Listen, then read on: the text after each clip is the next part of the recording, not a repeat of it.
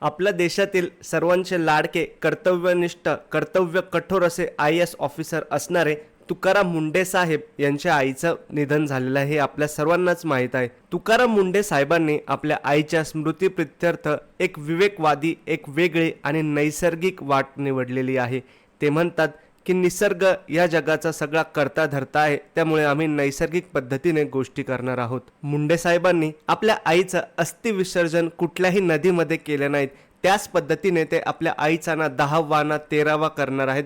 ते विज्ञानवादी आणि एक विवेकवादी विचार संपूर्ण देशासमोर ठेवणार आहेत.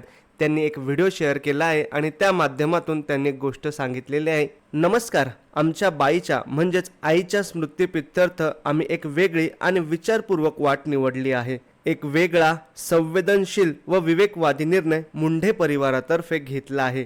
निसर्ग हाच सृष्टीचा निर्माता आहे आणि सर्वश्रेष्ठ शक्ती आहे.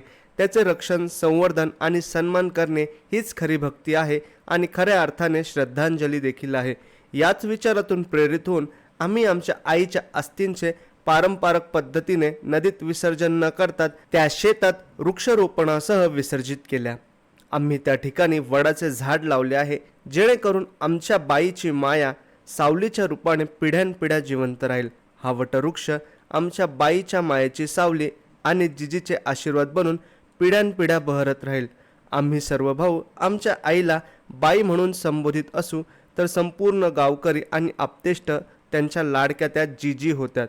तसेच आम्ही कोणत्याही प्रकारचा 10वा किंवा 13वा न करण्याचा निर्णय घेतला आहे. विवेकवाद आणि विज्ञानाची कास धरून सामाजिक उपयुक्तेला आम्ही प्राधान्य दिले आहे.